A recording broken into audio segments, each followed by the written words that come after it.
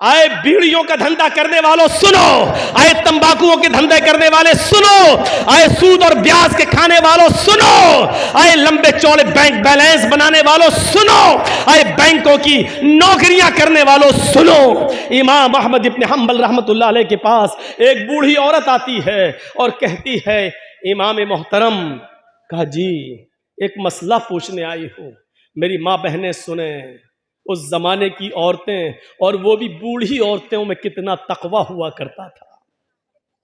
कहा इमाम साहब मैं चरखा चलाती हूं, चरखा तो जानते हैं ना, मैं चरखा चलाती हूं, दूसरे लोग अपना सूत दे जाते हैं धागा, मैं उसको बना के फिराती हूं और उनसे मजदूरी लेती हूं, कभी दिन में और कभी ओवर टाइम करती हूं तो रात में भी चलाती हूं। मैं चिराग जलाकर मैं चरखा चलाती हूं, जब मेरे पास तेल होता है तो मैं चिराग अपना जलाती हूं और सूत फिराती हूं। इमाम साहब उसकी मजदूरी में लेती। कहा इसमें बुराई क्या है? कहा मैं ये नहीं पूछने आई हूं कि बुराई क्या है, मैं ये पूछने आई हूं कि कभी कभी मेरे पास चिराग जलाने के लिए तेल नहीं होता है।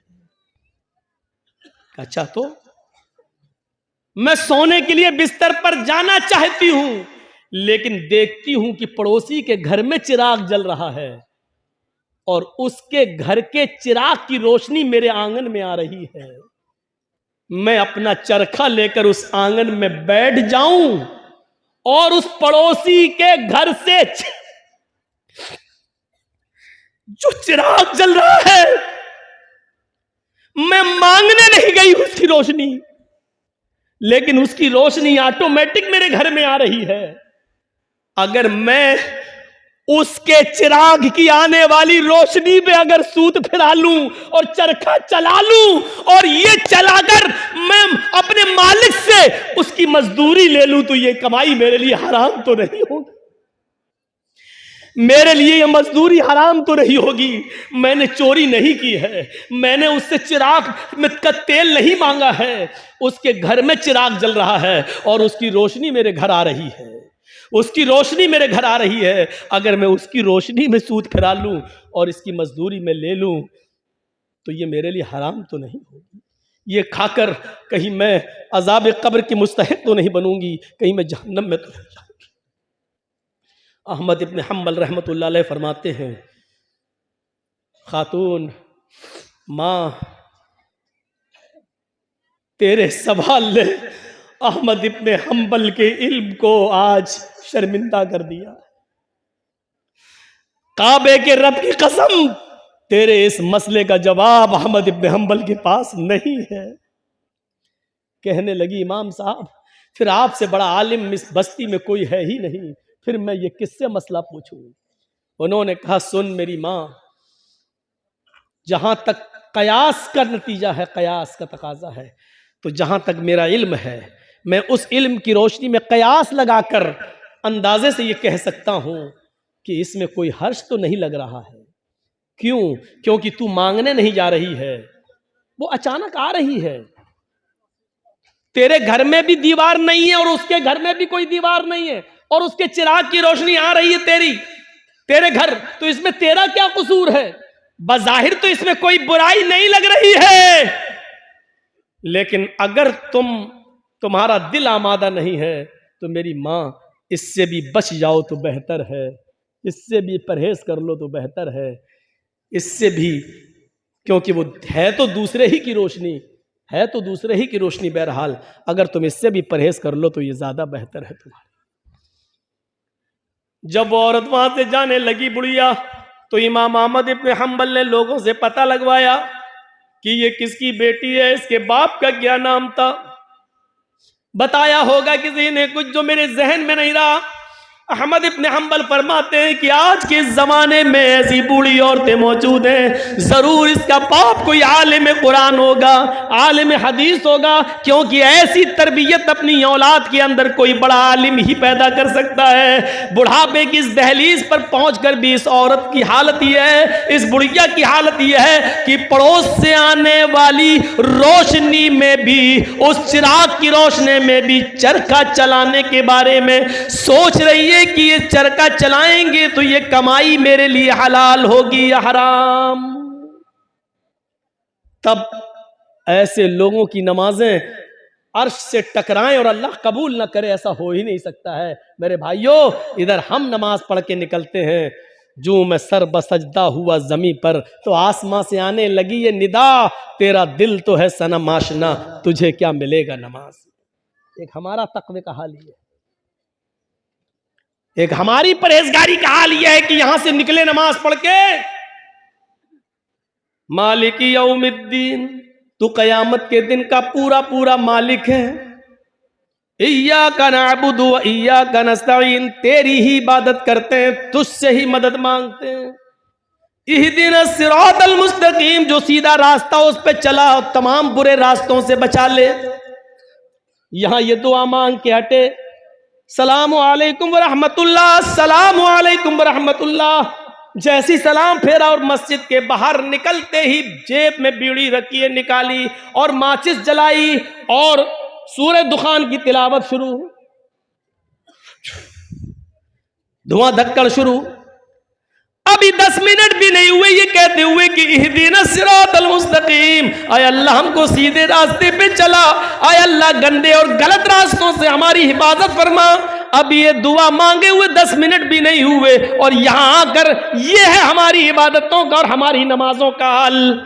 मेरे भाइयों, जायजा लो, इमाम अहमद इब्न हंबल के पास जो बूढ़ी औरत आती है, उस औरत के सवाल से जरा इबरत हासिल करो कि हमारी इबादतें अल्लाह के यहां कबूल हो भी रही होंगी या नहीं हो रही होंगी।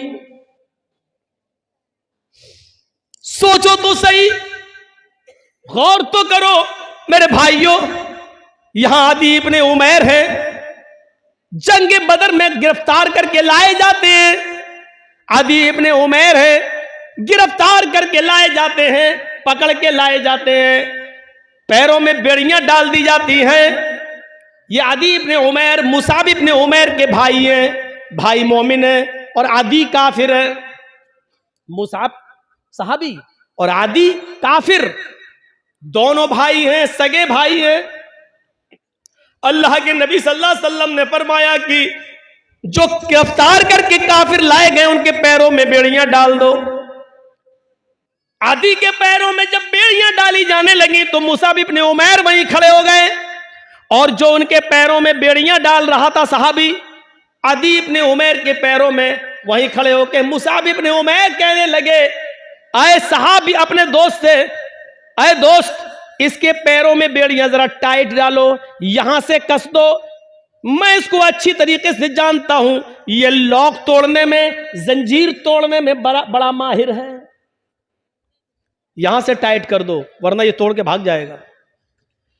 जब मुसाब इब्ने उमैर ये कह रहे थे कि इसके पैरों में यहां से टाइट करो, यहां से टाइट करो, यहां से लॉक लगाओ, तो आदि इब्ने उमैर को इतना गुस्सा आ रहा था कि मारे गुस्से के आदि चीख पड़ा, आए मुसाब तुझे शर्म आनी चाहिए, तू उसी उमैर का बेटा है जिसका बेटा मैं हूं, तेरी रगों में उसी बाप का खून तोड़ रहा है जिसका खून हमारी रगों में तोड़ रहा है, लेकिन आज तुझे भाई कहते हुए शर्म आ रही है। तेरी गैरत कैसे गवारा कर रही है कि तेरी आंखों के सामने तेरे सगे भाई के पैरों में बेड़ियां डाली जा रही हैं और तू देख रहा है खड़े होकर, और देख ही नहीं रहा है बल्कि मशवरा दे रहा है कि यहां से टाइट करो।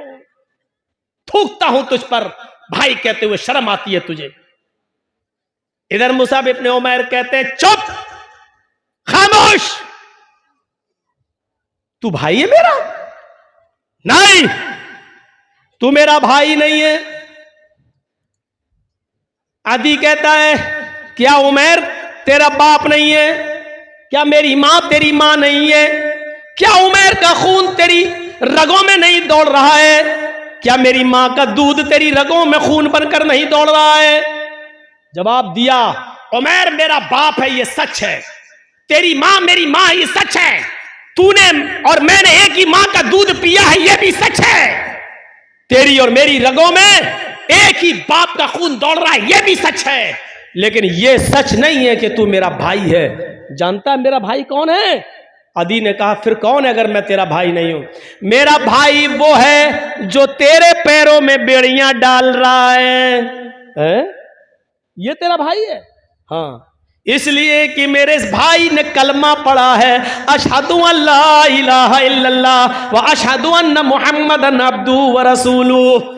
बुखारी शरीफ की हदीस के इस वाक़े से हमें यह पता चलता है मेरे भाइयों कि इस्लाम लाने के बाद, ईमान कलमा पढ़ने के बाद, ला इलाहा इल्लल्लाह मुहम्मदुर रसूलुल्लाह का इकरार करने के बाद, इस्लामी रिश्ते से कलमे की बुनियाद पर अपने साथी की जो इज्जत होती है वो फिर सगा भाई भी वो दर्जा नहीं रखता है। क्या जवाब दिया? खूनी रिश्ते को कुर्बान कर दूंगा, लेकिन कलमे की बुनियाद पर ये मेरा भाई है, इस रिश्ते को मैं कुर्बान नहीं करूंगा। आए आदि, तू मेरा भाई नहीं, मेरा भाई वो है जो मेरे पैरों में बेड़ियां डाल रहा है, इसलिए कि इसने कलमा पढ़ा है, अशहदु अल्ला इलाहा इल्लल्लाह व अशहदु अन्ना मुहम्मदन अब्दुहु व रसूल। इस कलमे की बुनियाद पर ये मेरा भाई है, तू भाई नहीं है। ये होता है इस्लामी रिश्ता। और इस्लामी रिश्ता इतना अहम होता है कि उसके लिए खूनी रिश्ते को कुर्बान कर दिया जाता है। अरे कम से कम उतना ही करो जो अपने लिए पसंद करो, वो अपने भाई के लिए पसंद, अपने मुसलमान भाई के लिए पसंद कर लो, यही काफी। इतना ही करो। आज के जमाने में सईद इब्ने जुबैर को हज्जाज इब्ने यूसुफ की पुलिस ढूंढ रही थी।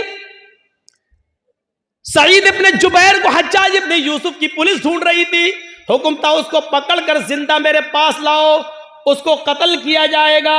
सईद इब्ने जुबैर बड़े नेक आदमी थे, लेकिन हज्जाज इब्ने यूसुफ ने बड़े नेक लोगों को ही कत्ल किया है। एक एक करके न जाने कितने सहाबा को उसने कत्ल किया है। हज्जाज इब्ने यूसुफ ने सईद इब्ने जुबैर को पुलिस ढूंढ रही थी, पुलिस तलाश कर रही थी, लेकिन सईद इब्ने जुबैर किसी के हाथ नहीं लग रहे थे। रात को वो बहुत सी दूरी तय करके हज्जाज इब्ने यूसुफ की सल्तनत से निकलना चाह रहे थे, उसके मुल्क से बाहर भागने की कोशिश कर रहे थे ताकि मेरी जान बच जाए। लेकिन रात का वक्त था, अंधेरे में फायदा उठाकर वो जाया करते थे, और जब सुबह होती थी तो कहीं पनाह ले लिया करते थे ताकि हज्जाज इब्ने यूसुफ की पुलिस हमको न पकड़ ले। एक दिन रात को इशा की नमाज के बाद किसी मुसलमान के घर वो खाना खाने के लिए रुके थे, और मुसलमानों ही में से किसी ने जासूसी कर दी। हज्जाज इब्ने यूसुफ की पुलिस को बता दिया कि सईद इब्ने जुबैर फला आदमी के घर रुके हुए हैं, और रात का हिस्सा गुजरने के बाद वो इस घर से निकलेंगे और वो फिर भागेंगे। हज्जाज इब्ने यूसुफ की पुलिस आती है और इशा की नमाज के बाद उस घर पे छापा मारती है। सईद इब्ने जुबैर पकड़ लिए जाते हैं। अब बताता हूं, जासूसी किसने की? अपनों ने। अपने ही जासूसी करते हैं। लॉकडाउन के मौके पर आपने देखा होगा, हमारे उत्तर प्रदेश में तो वही हाल था, जब हर चीज का गोश्त बंद था, कुछ नहीं ले सकते थे, और चोरी छुपे कोई अगर भैंस काट लेता था तो अपने ही लोग जासूसी करते थे, फलां के घर में भैंस हुई है, और पुलिस आकर छापा मारती थी। जितने की भैंस नहीं उससे ज्यादा जुर्माना वसूल करती थी। अपने ही जासूसी करते हैं। इनाम का लालच होगा, इतना मिलेगा। सईद इब्ने जुबैर पकड़ लिए जाते हैं और सईद इब्ने जुबैर को हज्जाज इब्ने यूसुफ के पास लाया जा रहा है। लेकिन जहां पकड़े गए वहां से हज्जाज इब्ने यूसुफ इतना दूर है कि वहां तक जाने में 1 हफ्ता लग जाएगा। घोड़े पर, ऊंट पर बैठकर सफर किया जाए तो 1 हफ्ता लग जाएगा। कितना? 1 हफ्ता। लेकिन चल रहे हैं। नमाज का वक्त होता, वो नमाज पढ़ते। सफर में रोजा माफ है, लेकिन सईद इब्ने जुबैर सफर में भी रोजा रख रहे हैं, क्योंकि उनको मालूम हो चुका है कि अब मेरी मौत का वक्त करीब है। हज्जाज के सामने मैं लाया जाऊंगा और मुझे कत्ल कर दिया जाएगा। लिहाजा वो दिन में रोजा रखना शुरू कर दिए। जहां पुलिस वाले आराम करने के लिए रुकते, वो वहीं नमाज पढ़ना शुरू कर देते और नफली इबादत करना शुरू कर देते। सईद इब्ने जुबैर की इबादत पुलिस वालों को बड़ी पसंद आई, उनका अखलाक बहुत पसंद आया। हज्जाज किन दोनों पुलिस वालों ने 3 दिन के बाद कहा, देखो सईद इब्ने जुबैर बड़ा नेक आदमी है, अगर इसको हम हज्जाज के पास ले जाएं तो हज्जाज इसको कत्ल कर देगा, बेचारा बच्चों वाला आदमी है, बीवी बच्चे इसके महरूम हो जाएंगे, और हज्जाज को क्या मालूम कि हमने इसको पकड़ा है। ऐसा करो, इस बेचारे को छोड़ देते हैं, ये नेक आदमी है, अच्छा आदमी है, हज्जाज तो जालिम है, वो इसको कत्ल कर देगा। इन दोनों पुलिस वालों ने आपस में सलाह और मशवरा किया कि इस नेक आदमी के कत्ल की जिम्मेदारी हम अपने ऊपर न लें, छोड़ देते हैं इसको।